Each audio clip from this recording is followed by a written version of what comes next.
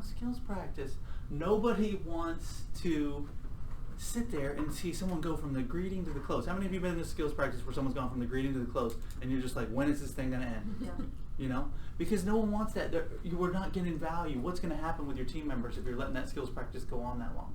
What are they doing? Yeah, they're checking out. I'm going to go to Facebook or some other thing. So we've learned that the reason why we want to do these is because it creates this culture where we're always learning, we're always getting better. I've never sat in a skills practice myself that I haven't learned something. Okay? I learned something yesterday when we were practicing. No, I learned a different perspective Adam had on HTL vendor. I learned what he said, that the reason why this thing sells so good in the skills practice is he said that we're the only ones that have this option. No, the customer can't go out and pick options from. And I thought, well, that's an interesting way to think about this product. I never thought about the product that way. I've never.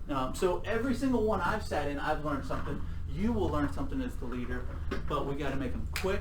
We got to make them concise, and we got to have them consistent. And they got to be every single day. And so, what we recommend is simply that you make this really easy on yourself. Do not overcomplicate it. You hold it in your hand and you read it. As painful as that is, I don't care if you've memorized it, I don't care. Read it, read it, read it, read it, because the words on it are too powerful. And everyone that I see that doesn't hold this in their hand when they're doing the skills practice, they skip stuff.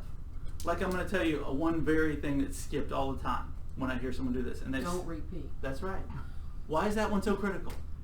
Because they do repeat all the time, and then it just drags it out even more. Yeah, it becomes a contest. Oh, you said, Brad, so let me one up that, and let me try to put a different spin on that. That's just a waste of time, man. If I don't have anything quickly to say to offer feedback, then I need to say, I have nothing to add.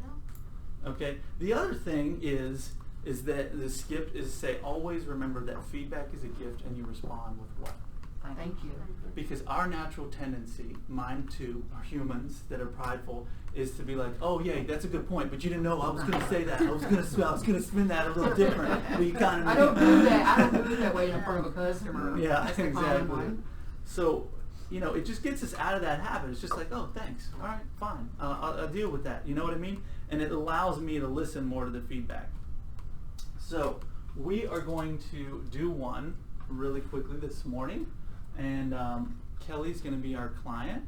And Brad, I'm going to introduce one exactly the way that I would like you guys to introduce them to your team. And Brad is going to be our salesperson. And let me run through setting this up. Now, first of all, I want to tell everyone here this is a safe zone. Okay? This means that there's nothing, we don't take anything seriously. It's a safe zone. You can say whatever you want. I want to remind everyone, too, that we do skills practice to improve what we do. That's the reason we do this. So it's a judgment-free, safe zone. I would like each of you to take really good notes while we're talking, okay? Please don't rely on your own head. Take good notes so you can give great feedback. I would also like you to not repeat feedback that was already given and instead say, I have nothing to add. I would like you to also remember that feedback is a gift and you respond with saying thank you. I'd like to introduce our participants. We have Brad. He will be our salesperson. Kelly will be our client. The scenario is that Kelly has just purchased a Southern Motion sectional from Brad, okay, and she's already agreed to purchase it. We're at the point of the counter, and Brad, you're going to begin reviewing this paperwork with Kelly, and what we're really going to hone in on specifically with this portion of the skills practice is how you relate information about the ETA to your client here. Okay, and what specifically you say and what sort of expectations you set up. So I want you to go ahead and begin and just pretend like you're finishing your invoices and you're having a conversation with your client about her new Southern Motion sectional that is on the way. Okay.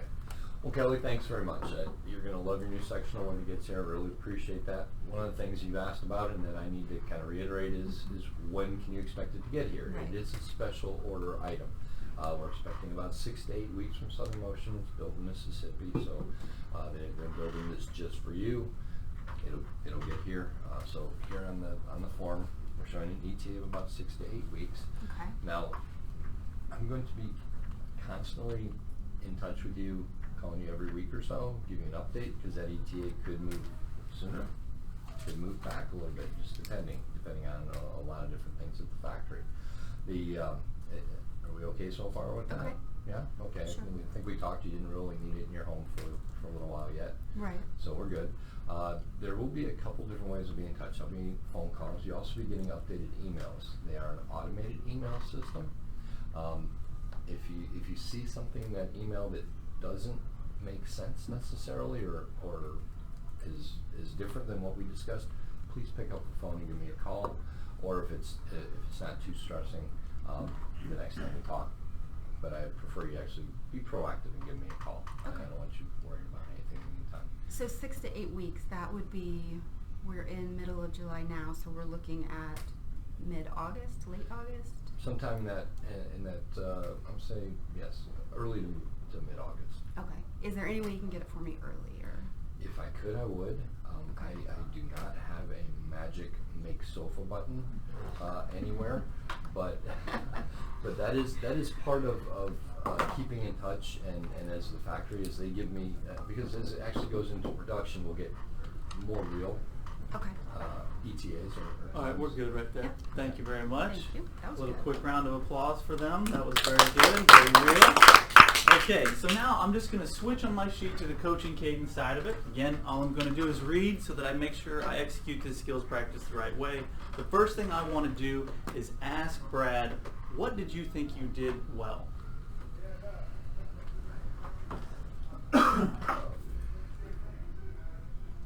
That's as good as I can explain the arrival process. Okay, so you nailed it.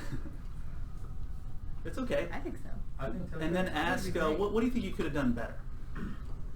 More input from her. I was doing too much talking and not enough listening.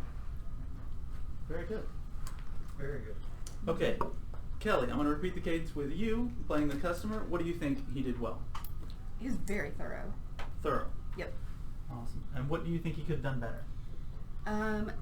Better sometimes I think when we say things like 6 to 8 weeks or a certain number of days, I think it's easier for the customer if you do it in terms of late August, early September.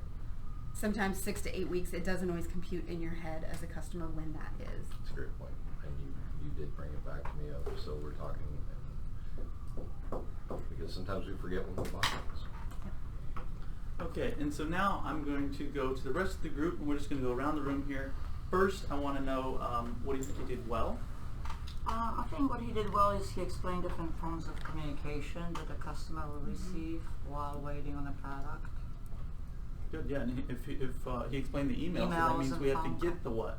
The email, Email right? address, yeah. Which is a good thing. All right, well, what could he have done better? I think he did pretty good. I mean, I don't want to add anything to what they Okay. already mentioned.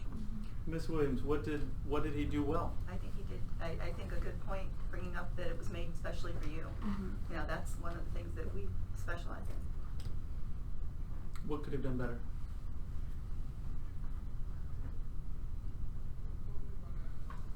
I can't think of anything Okay. to that. I thought you explained the ETA very well. As somebody said, the only thing I think that you could have done better, I thought you did great, was you could have sent the delivery at the time of the sale. I was thinking that you were going to say that. I knew you were going to say you that. could, and it would have been faster than 6 to 8 weeks, and you would have had a magic button. What a great point. That's a great 35 days, right? We have a Oh. magic yeah. button all along.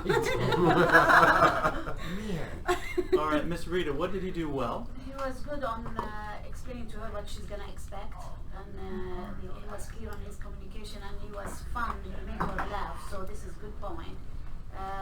What he could have done better, I think she mentioned it. He should be less talk a little bit, and he should ask her, "Do you have any concern or questions before she leaves?" Yes. So he can make sure he covered everything. Very good. Okay, Teresa, what did you do well? Everybody covered what he did well.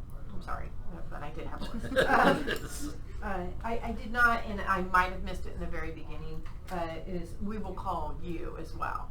I heard a lot of, you can contact us during the time, you can contact us, but I didn't hear that we will be contacting you and keeping you updated. Yeah, he You did. said I it actually had was that for Wednesday. mine that I was He gonna said say. And I have nothing. Every week Yeah. or so. Oh, no, it's okay, I admitted, you know, I was. All right, You Kevin. probably didn't hear him when you were writing. What did he do well? I really like the fact that he brought it back to being made in Mississippi, so it's reinforcing the purchase, and I think that really hits home, especially with that product. So really good job. As far as what he could have done better, I don't have anything to add. All right, Miss Lisa King, what did he do well? I was actually going to say the opposite, was that you did reiterate that I'll be in touch with you about every week or so. So I like that, to let her know. So that's what you liked? Mm-hmm. Okay. What could he have done better? I felt like you sounded a tiny bit nervous when you were talking about that other communication that would be coming through emails.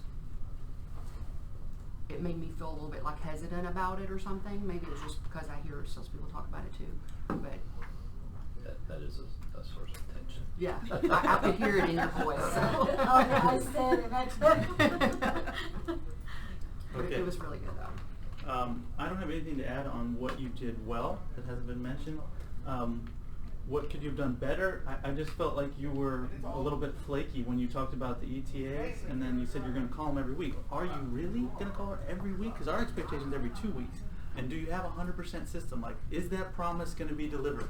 Because if there's any doubt of a no, you know, the customers are recording very clearly what has happened. And I would also say, you said I don't have a magic make sofa button. It was funny, but I think that, you know, the message, to switch that message to, hey Kelly, do you know this is a custom made product for you? This is being built. This is what you got done here. This is built exactly what we talked about, the way that you wanted to suit your living room. And so it's made just for you, and it will be a little bit longer, but I do want to make sure you understand that process. It's not ready to go in my warehouse. So that was it. Thank you both very much. You guys did a great job. Okay, so we are at 12 minutes, guys. That's how long that took. And did everyone learn something? Yes. Everyone learned something. Did we all get a little bit better? Yes. So that's the whole point of these exercises, to do that. We did it in 12 months, and we took a little bit longer. We could have easily got this down to 10 minutes. And then we can go about to the next portion of your day, and we can talk about our Who's Up activity log, which we're going to bring up later in the meeting.